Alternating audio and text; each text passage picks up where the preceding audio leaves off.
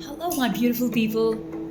This video I'll be talking about Rick Rubin, who is a very famous American record producer of Def Jam recordings.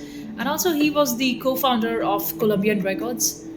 And he's absolutely phenomenal. And so I just wanted to create a video in some of the takeaways that I had as I studied a lot about him, and I wanted to share some of the findings.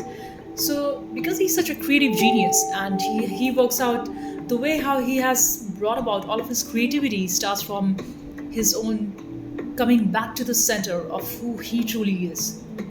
So, he says before he actually works with an artist, and he does not have a lot of solid and rigid ideas that he wants to impose on them, but rather, first he just listens to the feel of the song, and he does not try to control the artist or guide them very rigidly, but rather he talks about, first of all, let's just be, and from that center of being he creates, which is beautiful. So I just took away some of the points, and he says that for doing a great work, because that's what his emphasis is, he says while he creates, he does not come from the idea of will it sell many records, or will it be of a thing that public would want, because first of all public does not know what they want, so they actually rely on the artist who creates. And apart from that, public also thinks a lot that they are because they are just aware of what has come before, but they, not being artists, they are the consumers, so they are the audience. So I'll get back to the four phases, and he says about four good work habits. First one is the seed phase, and the second is experimentation phase. Third is the crafting phase, and the fourth is final completion. Okay, so he talks about the seed phase is basically when you just get the very bare, basic idea of what is that you want to do, and then once you have that idea, you probably need to write it down and do a series of experiments.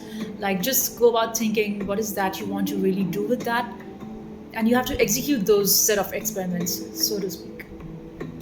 And then third is the crafting phase. So for example, if you want to cook something, so you think of the items that you have in your fridge, and then you get those together, and then you think, okay, should I make an omelette, or should I experiment with a new kind of a wrap or a roll that you want to create? That is also a sense, an act of creativity. So while the crafting phase is more like cooking phase, that's where you are actually working on the task and the plan that you have outlined for yourself. And once you have done, you have cascaded through all these steps, and you arrive at the fourth step, which is the final completion. So in the final completion, once you have created something, you might want to edit parts of it. So he says also about the editing phase, and you need to constantly keep on checking what's going on, what's possible, is there some edit that I need to do, or shall I just leave it the way it is? And then he talks about don't be too much caught up in the way of being right or wrong, because many times we are just trying to be so solidified and say, if I do not come up to this expectation that I have of my own self, of my own work, probably I'm not going to publish it. So he says benefit in not having the baggage of the right way. So just drop that baggage, just drop it, and then we have to just create the way what we think. And then he says experimentation entails failure. Just have fun experimenting, and a fun version of a game life. So don't expect you're always right. You just keep going fishing. So he says while you're experimenting, it is absolutely critical that you go about like how a toddler plays. So they are very much playful.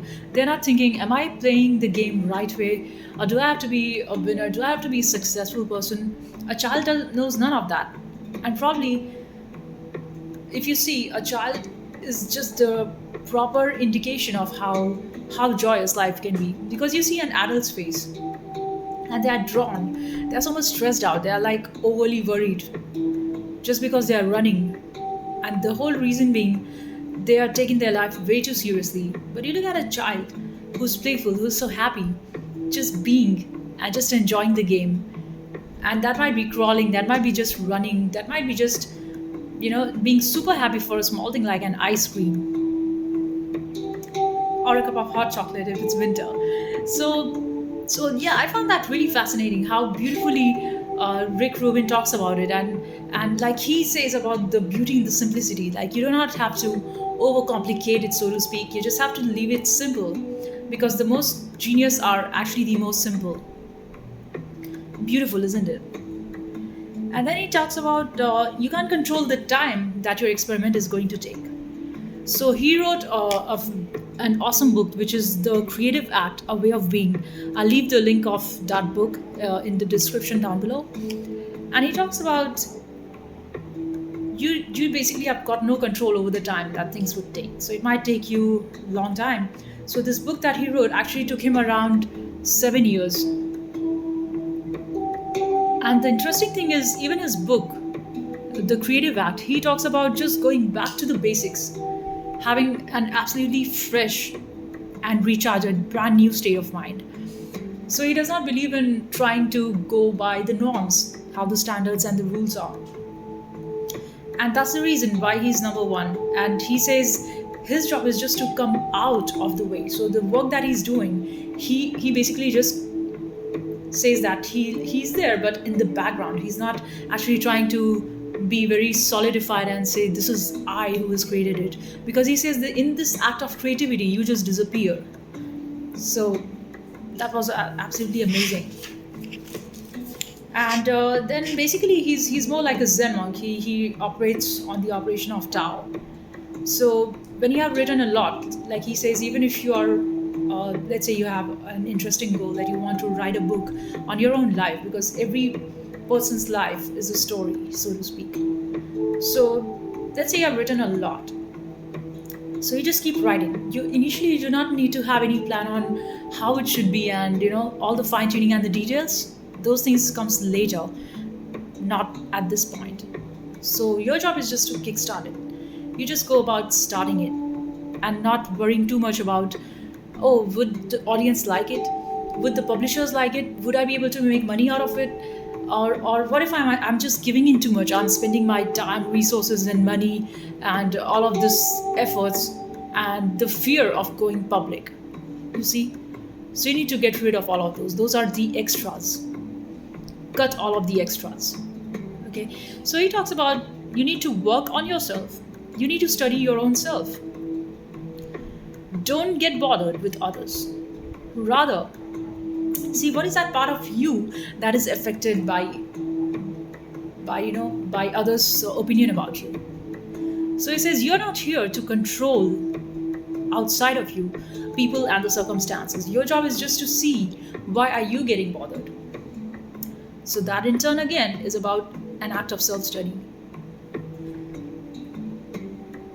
So these were the points, which is absolutely amazing, and he has a lot of interesting videos done with Jay Shetty and a lot of other people, because he's absolutely amazing. And the way he not just creates a great work, but he in turn also explains the way how he digs deep into his being. And as you go more and you peel the layers of who you have mastered yourself to be, and you just keep getting back as a state of being, and that's from there precisely that you do get to know, and from that state of being the true act of creativity comes.